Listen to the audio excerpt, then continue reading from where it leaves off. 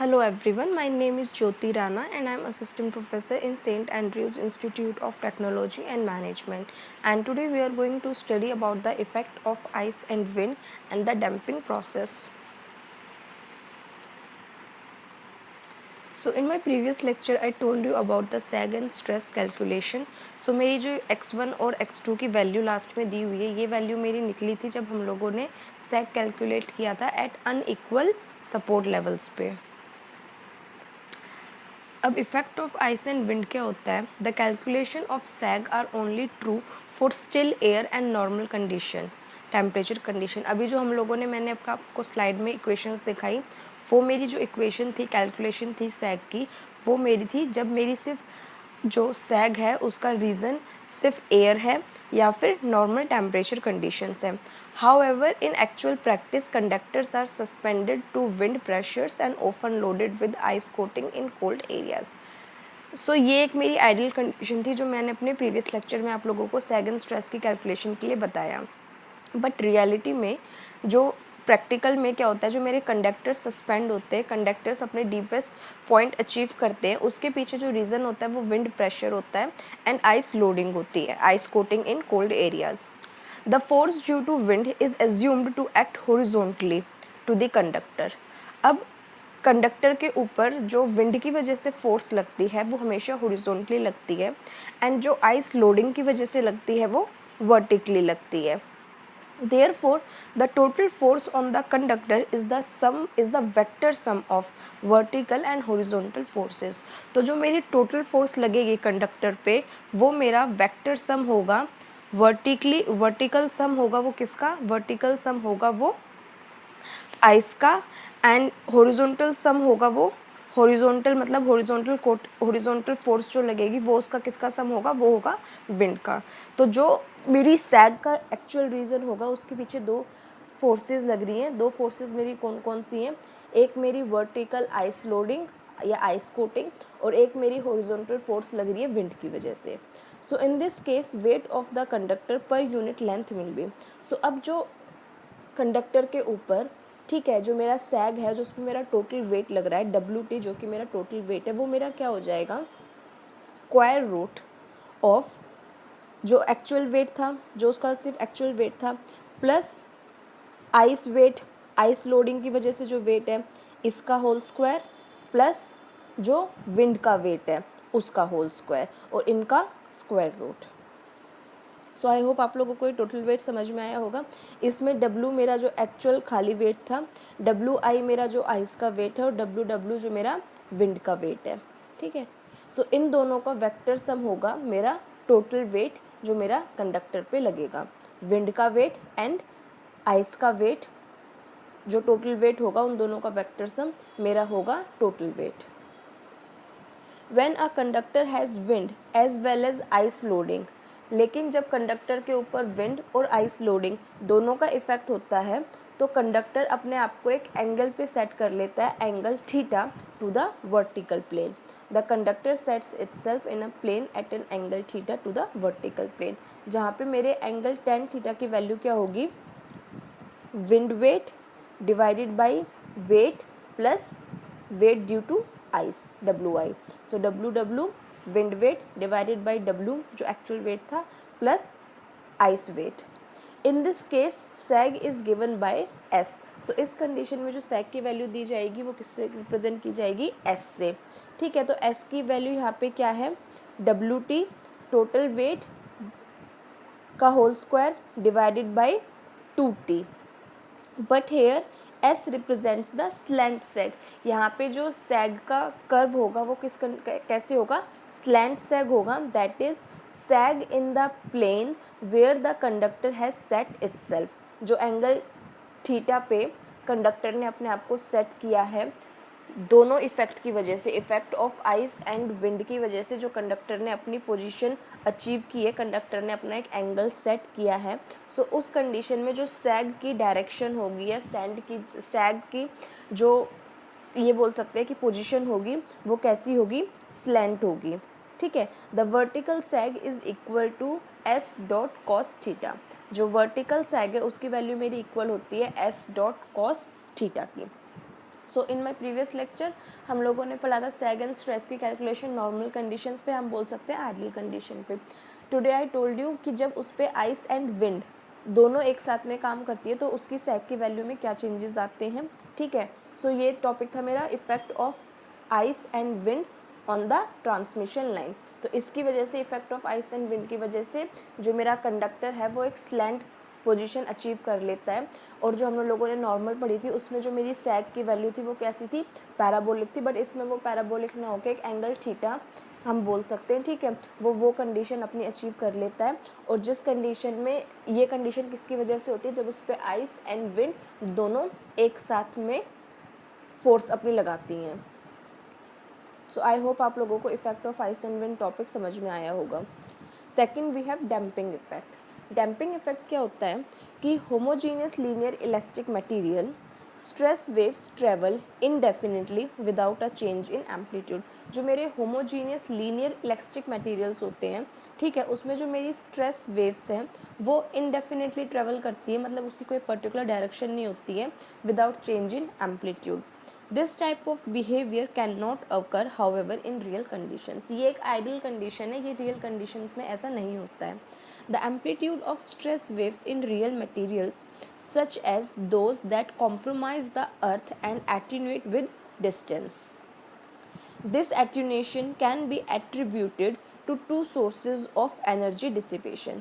अब जो मेरा amplitude है stress waves का real materials में, ठीक है, जिसमें कि वो compromise करती हैं earth attenuate and distance, attenuate करती हैं distance के साथ में. अभी जो हम लोगों ने आइडियल कंडीशन पढ़ी, आइडियल कंडीशन में क्या था कि जो मेरी स्ट्रेस वेव्स हैं वो होमोजीनियस लीनियर इलास्टिक मटेरियल में ट्रैवल करती हैं indefinitely without change in amplitude. But real condition में जो मेरी वेव्स हैं वो ट्रैवल करती हैं, वो एटीन्यूएट करती हैं डिस्टेंस के साथ में.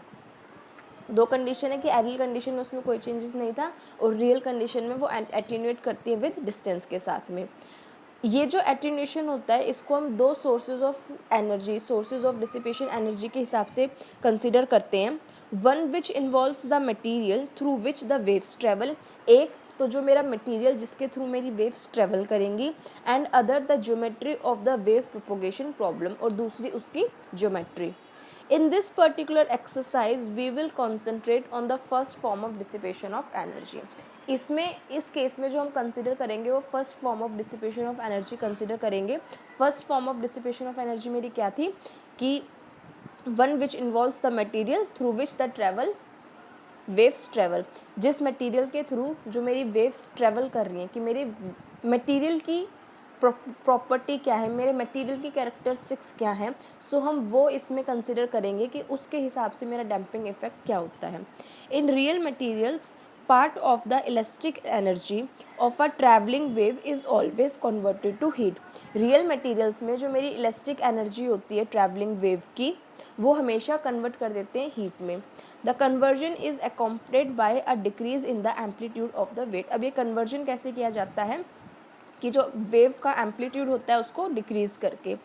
For specific soils and structures, however, the operative mechanism by which the energy is dissipated are not understood sufficiently to allow them to be explicit modeled. कुछ स्पेसिफिक सॉइल्स या स्ट्रक्चर्स मेरे ऐसे होते हैं जिसमें ये मैकेनिज़्म कम्प्लीटली हम नहीं कर सकते, कम्प्लीटली पुट ऑन नहीं कर सकते हैं. As a result, the effects of the various energy loss mechanism are usually lumped together and represented by some convenient damping mechanism. जिसकी वजह से क्या होता है कि जो मेरा टोटल मतलब उसमें जो डिफरेंट टाइप्स के एनर्जी लॉस होते हैं उन एनर्जी लॉस मैकेनिज़्म का एक सम हो जाता है, लम्प्ड टुगेदर हो जाते हैं, मतलब हम उसको कंसिडर नहीं कर पाते. ठीक है, कंसिडर ना करने की वजह से उसमें वेरियस एनर्जी लॉसेस होते हैं. तो उन सबको जब हम लम्प्ड अप कर देते हैं या सम अप कर देते हैं, ऐड ऑन कर देते हैं, सो वो एक कन्वीनियंट डैम्पिंग मैकेनिज़्म शो करता है. एक डैम्पिंग मैकेनिज़्म वो उस कंडीशन में हमें शो करता है. So the most commonly used mechanism for representing energy dissipation is viscous damping, which assume the existing of dissipative force that are a function of particle velocity. So अब हम उसको उसने एक डैम्पिंग मैकेनिज़्म हमें show किया. अब ये damping mechanism क्या है, हम डैम्पिंग मैकेनिज्म को कैसे शो कर सकते हैं कि एक मोस्ट कॉमनली यूज जो मैकेनिज्म है कि हम एनर्जी में जो मेरी डिसिपेट हो रही है उसको रिप्रेजेंट करने के लिए, वो प्रोसेस है मेरा viscous damping, which assumes the existence of dissipative force that are a function of particle velocity. For most soils and structures, however, energy is dissipated hysteretically. Most soils and structures में जो मेरी energy dissipate होती है वो in the form of hysteretically होती है.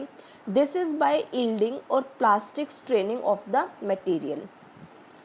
The type of damping described above is called material damping.